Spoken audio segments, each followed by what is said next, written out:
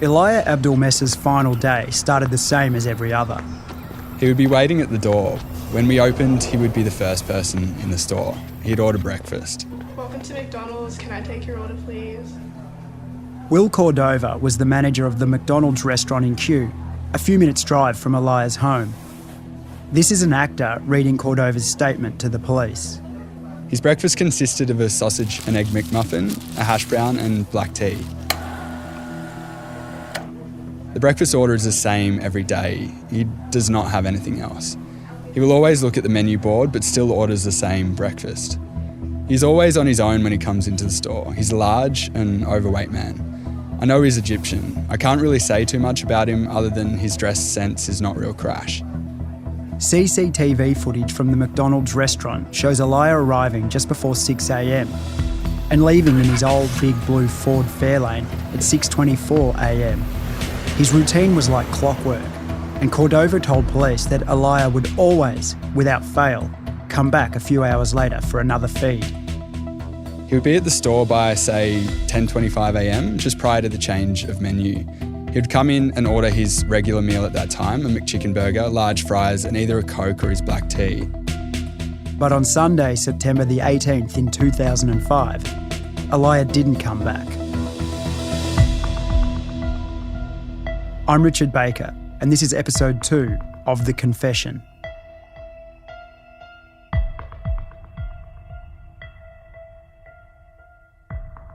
Last episode, we heard Katia tell us about her shock arrest and charging with Eliah's murder in 2016. Now we're stepping back 11 years to September 2005 to trace Eliah's last movements and explore how homicide detectives set about trying to find out who killed him and why. The witness statements released to me by Victorian coroner Parisa Spanos are crucial in piecing everything together. I was a detective senior constable stationed at the Victorian Homicide Squad. I was the nominal investigator. Warren Ryan was the detective responsible for the investigation of Eliah's murder. That's him from the 2020 courtroom audio released by the Supreme Court. He and his homicide squad colleagues had the painstaking task of gathering and sifting the hundreds of details, big and small, that might one day reveal who killed Eliah Abdelmessih. It's a process that blends modern forensic science and old-fashioned face-to-face policing. And for every moment of drama, there can be months of slog. All the whats and wheres and she-saids and he-saids diligently recorded in police diaries and stored away in case they're needed later. Or at least that's the theory. The way Ryan went about his work and decisions he and his colleagues made would be pivotal to all that would happen many years later to Katia. But back on the afternoon of September 20, 2005, their first order of business was having forensic services officers swab the eclectic range of items found near Eliah for DNA evidence. Here's a sample from the exhibit list presented to the coroner. Mango tin, 1 broken wine bottle, 2 cardboard toilet roll tubes, 1 red and orange coloured plastic bowl, 1 black left-handed glove. Police found some odd things in other parts of the house as well. Eliah's landline telephone had been unplugged, and the tape of the cassette in his answering machine was unwound. Most compelling was a bloodied and broken blue and white ceramic statue of the Virgin Mary. It was found near Eliah's body. Forensic scientists swabbed it extensively for fingerprints and other clues. It looked very much like being the principal murder weapon. On a mantelpiece nearby stood a matching statue of Jesus Christ, this one unbroken. While Ryan and his homicide colleagues waited for the DNA analysis to tell its story, they began piecing together Eliah's last movements by talking to the other residents of Elm Grove. John Paramore was one of them. We've had actors voice his and other witness statements presented to the coroner. On Sunday the 18th of September 2005, I woke up at approximately 6 a.m. At about 7, I decided to walk to the milk bar at the intersection of Belford and Kilby Road to get the Sunday Age newspaper. On his way home, Paramore noticed a car parked on a 45-degree angle in Eliah's driveway. It was Eliah's Ford Fairlane. The engine was revving. He couldn't see who was inside the car, but presumed it was Eliah. There was one other thing that stuck in his mind. I noticed a person who I would describe as being about 5 feet 5 inches tall, with striking dark eyes and olive skin. I'm not sure if this person was male or female, but I got the impression that they were female. This person was wearing a dark navy or black jacket with a hood. It reminded me of a burqa. I got the impression that this person was a Muslim female. Paramore heard the person, who was on the footpath, say hello in a friendly tone. He heard Eliah say hello back. Paramore couldn't say whether the person went inside Eliah's house or kept on walking down Elm Grove. In any case, he had no idea why anyone would want to kill him. Photographs of Eliah show an ageing man who looks like he has a Middle Eastern background. He has almond-shaped brown eyes, a broad nose and thin lips. His face is framed by a stubbly brown beard flecked with grey. He looks like a grandpa you could find in countless big cities around the world. Court and police records tell us that Eliah was born in Egypt in 1936. He and wife Rita came to Australia in the 1960s. Their lives appeared settled, though with some sadness. Despite many attempts to conceive through IVF, the couple were unable to have children. Perhaps Eliah's faith helped him through. He maintained his involvement with the Coptic Orthodox Church throughout his life. In fact, after he died, police would discover that he left his estate to the church and a priest back in Egypt. He also had a goddaughter, Susan Ayad. Eliah was very good friends with my father and they knew each other from Egypt. I used to call him Uncle Eliah. Susan's father and Eliah's wife Rita worked together at Australia Post. Susan arrived in Australia from Egypt as a baby in the 1960s. She married her Egyptian husband, Seif, in the early 90s, and the couple had 5 children. Eliah regarded them as family. They were always very loving people. Rita was sick for a long time and didn't socialise much at all. Eliah would probably only go to church on a Sunday, and that was his only real outing.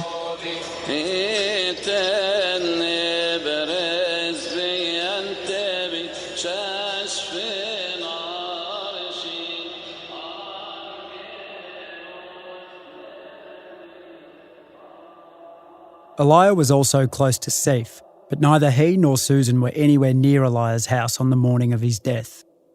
The last time I saw Eliah was about 6 weeks ago at the Westpac Bank, which is just near the Q Junction. Seif Ayad had a business opportunity and needed Eliah's help to make it happen. I told Eliah that I'd been offered a contract with Silvertop Taxis, which was to lease the number plates for a M50 taxi. And M50 taxis used to transport disabled people. To get the contract, Seif needed to buy a suitable new car. I'd been applying for a loan, but I wouldn't get a loan in my name because I had bad credit rating. So I told Eliah about my problem and he said he'd be able to get me the money. Eliah secured a personal loan for $50,000, telling the bank it was for a home renovation. He transferred it to Seif's account and also paid off a small American Express card bill for his godson-in-law. Eliah said he didn't have to pay him back. He just wanted me to visit him every day instead. I felt guilty recently because I haven't been over to see him since he gave me the money. A few weeks after Eliah's murder, Susan and Seif Ayad held a press conference with police to appeal for anyone with information to come forward. They posted a $5,000 reward. But their appeal for information generated a different response from the public than what they'd hoped for. A nurse from the home where Eliah's ailing wife Rita was living before her death twice rang Crime Stoppers to protest at his portrayal as a harmless old man. According to Detective Ryan's report for the coroner, the nurse said Eliah was, quote, a sleazy old man. The TV news reports also revealed something else of vital importance. Analysis of DNA found at the scene reveals the offender is a woman. Police believe she cut her hand during the attack and may have sought medical advice in the days following. They're appealing for medical personnel who may have treated the woman to contact them. I think by the style of attack and the weapons used, it was an opportunistic attack. So it could have been somebody he knew, or it could have been a burglar that he may have interrupted when he came back home. In October 2005, Detective Ryan and his homicide crew received the first of the DNA results from the items tested at Eliah's house. Of course, Eliah's DNA was everywhere, but so was DNA belonging to a mystery woman. The forensic scientist who conducted the tests, Stephen Fowler, described this woman in his written report as Unknown Female 1, and she was now the prime suspect. The only problem was that the National DNA Database had no matches for Unknown Female 1. Police, meanwhile, were delving into Eliah's life, and what they unearthed provided further hints as to why a woman might want to harm him. We referred to this man as Stalker Man. Lauren Cation served Eliah his McDonald's breakfast on Sunday, 18 September 2005. She told police how she'd been serving him the same thing at the same time of day for more than a year. Here's an actor reading her statement. He would always be inappropriate to me and the other female members of staff. This man would often ask me to marry him and try to kiss my hand. He just creeped everybody out, in particular the younger girls. Cation's boss at McDonald's at the time, Will Cordova, also touched on this in his police statement. He was friendly to the staff, especially the female staff, but at times he seemed too friendly. He would say things to the crew that made them feel uncomfortable. His remarks would have kind of a sexual connotation. Cordova noticed something else about Eliah as well. Sometimes he can get angry. He can be quite direct with people. He doesn't get physically violent. It is more violent in a verbal way. Eliah's other local haunt was the Safeway supermarket in Kew. He would go there almost every day and buy a packet of Long Beach cigarettes. Alyssa Colono was assistant service manager at the supermarket. He would always take a long time to buy his groceries, and I think he just wanted to talk to staff. He would always choose the female staff to speak to, and always used female staff registers. Female workers at McDonald's told police that Eliah would often sing to them. It was the same thing over at Safeway. Here's Colono again with an actor reading her police statement. He would sing songs like, "You were so beautiful to me." He would also tell me I was beautiful and ask me to come home with him. For all this, some of the young female workers came to see Eliah as someone to pity, McDonald's Cations told police. After he had been coming here for a while, at least a year, I realised he was harmless and just lonely. Eliah's goddaughter, Susan Ayed, also knew he was desperate for company, but she had little idea about what was going on. When Rita came to Australia, she worked at Australia Post in the same area with my dad. I know that Eliah was depressed when his wife died. I know that Eliah had been trying to meet a woman for a companion for a while, but I don't know what exactly was happening with this. I heard at one stage he brought a woman back to the house, but being a wife and a woman, I didn't get told too much about this by anyone. Leah also told me that he went to an agency in Box Hill that was providing Asian girls. If anyone knew about Eliah's wants and needs, it was Sif Ayad. The pair often spoke on the phone for more than an hour a day, usually in Arabic. I think this could have occurred just before his wife died. Leah told me he had to fill out some forms and they'd find a lady for him. Sif told police that he didn't think Eliah went through with the agency idea in the end. He thought the whole thing looked a bit shonky and was worried about being scammed. Leah talked about sex, and I know he watched a lot of pornographic videos.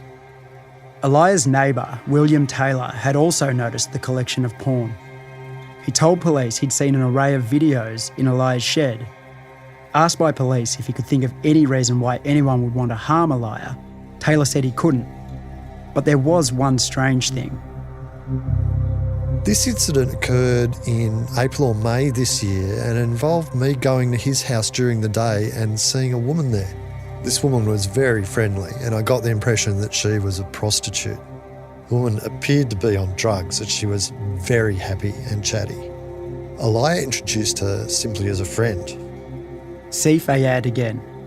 Leah had been telling me that he really wanted a woman to live with him, take care of him and his needs. Eliah told me that he had met women occasionally, but they hadn't wanted to be involved in a relationship with him. Evidence would later show Eliah had been searching the Lonely Heart sections of local newspapers and senior citizens magazines. One advertisement he responded to was posted by a Filipino woman awaiting permanent residency in Australia. She told police that Eliah wrote a letter to her on stationery with his name embossed on it. The woman replied to him via a letter and shared her phone number. Eliah called her, explaining that his wife was ill and couldn't meet his physical needs. The woman said she put Eliah off by saying she didn't go for married men. She never met him in person. Another woman called Jane did meet him in person, but told police she was disgusted by the state of Eliah's house. She said their relationship never got physical and that Eliah had behaved like a gentleman.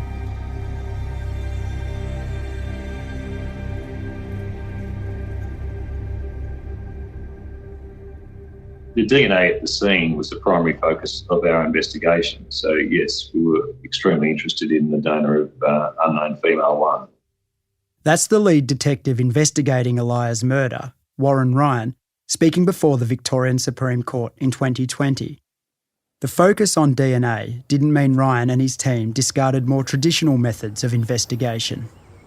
At the deceased funeral, that I used a daybook because I recorded all the registration numbers of the people present. I attended the funeral, looked for people for injuries, specifically recall walking around the car park, recording all the registration numbers, and then returning to the office and checking the owners of those cars for anyone that may have stood out as perhaps not being required to be there or being unusual that they would be present. On the face of it, the investigation into Eliah's death appeared thorough and exhaustive. Detective Ryan's report for the coroner referred to 67 separate information reports being generated. Every person Eliah had spoken to on the telephone for the previous 12 months was contacted and asked to account for their whereabouts on 18 September 2005.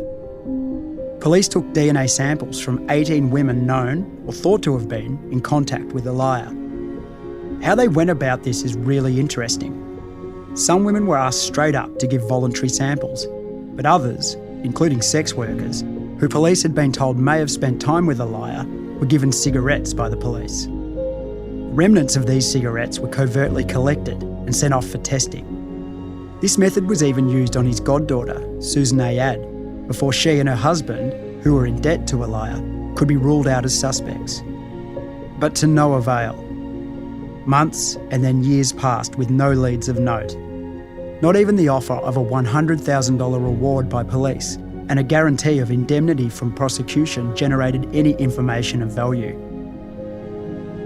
Without a match for unknown female 1, the case was at a dead end. By 2009, it was left to Coroner Spanos to sum up Eliah's life and give the cause of his death. Here's an actor reading from her finding. To local residents, Mr. Abdelmessih was a well-known local identity. His English was poor, he dressed inappropriately, and his poor hygiene standards were apparent. During the day, he frequented the shopping precinct in High Street, Kew, and was known to behave inappropriately, in particular towards young women. Mr. Abdelmessih seemed bitter and angry with his life, craving human contact, but at the same time, repelling people either by his behavior or presentation. I find that Mr. Abdelmessih died on the 18th of September 2005 as a result of head injuries inflicted by an unknown female assailant. I am unable to ascertain whether this female acted alone or in concert with others, nor to fully ascertain the circumstances surrounding his death and any clear motive.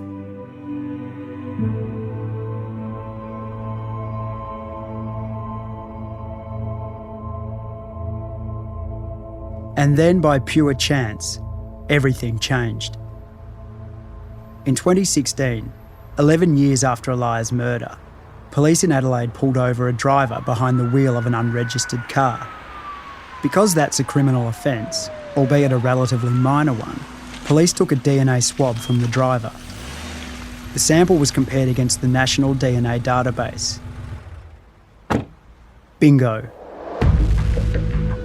She was a young woman who'd been working at Mcdonald's back in 2005, one who the detectives had never spoken to. Paliotis's DNA was a match on items found at the scene, such as this black glove. Accused of bludgeoning the 69-year-old with a statue of the Virgin Mary. One of the state's most brutal and bizarre murders. There's that saying, innocent until proven guilty. But I remember from the time I was arrested, it was like people had already made up their mind. And my case wasn't easy, it was complex. But it's easy enough to see why they seemed so confident they'd found their killer. During her initial interview with the Victorian detectives who'd come to Adelaide to arrest her, police asked Katya to show them her hands. There, running along her left index finger, they found a 5mm scar.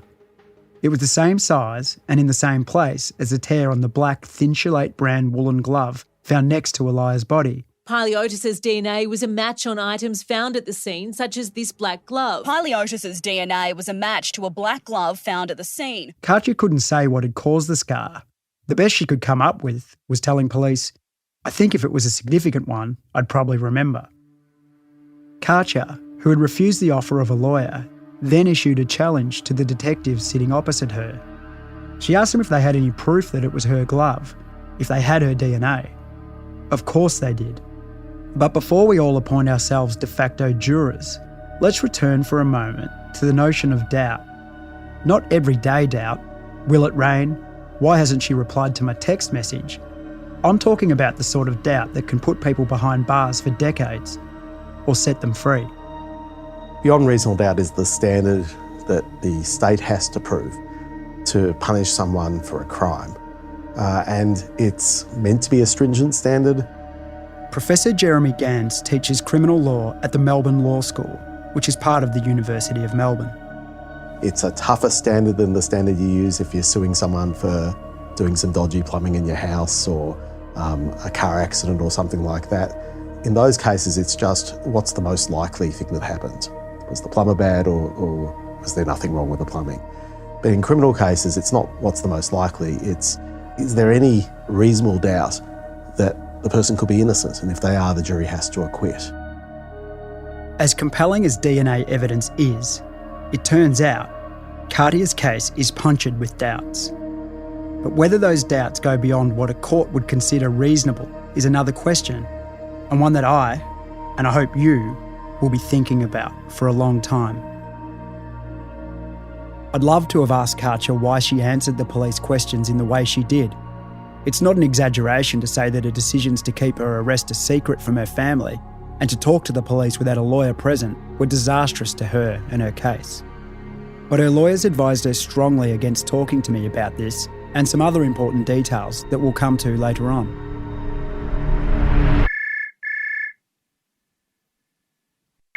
This phone call has originated from an inmate of the Dane Gillis Frost Centre. If you do not wish to accept this call, hang up now. If you understand the conditions of the call... What I can tell you, though, is that Katya made an illuminating phone call from prison 3 months after her arrest in 2016. It was to her sister and recorded by prison authorities. What she said could be perceived as making her case even worse, or quite a bit better, depending on your point of view. Katya admitted to her sister that she was at Eliah's house on the day he died. Remember, last episode, we heard how Katya initially told police that she'd never been to Eliah's house before. And not only that, but she was there with someone else too. The other girl who I went to the person's house with. She also made another vitally important claim. According to what she told her sister, Eliah was already dead when she got to the house. This person didn't harm me. It's my own fault. I should have reported the death when I found him. Katya was saying that Eliah was already dead when she got there. The obvious question in all of this is why didn't Katya just report her discovery to the police immediately? It's one I can't answer, and nor can she. Katya has told me she has asked herself the same question over and over, but failed to come up with any explanation or memory. She believes it's possible the scene she was confronted by was so shocking that she repressed it deep in her mind.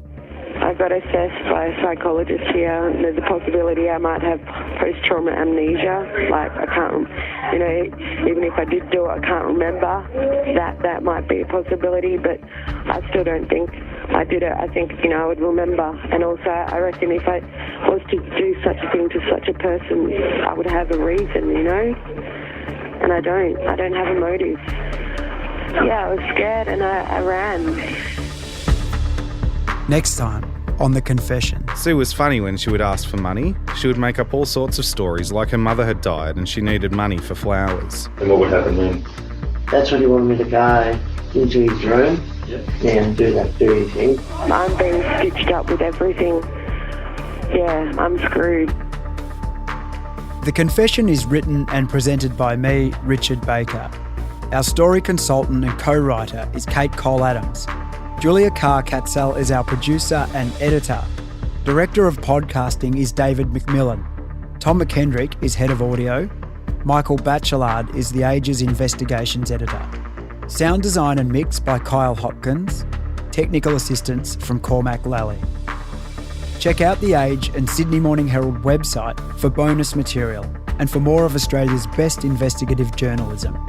And if you've found any of the content of today's episode troubling, please contact Lifeline on 13 11 14.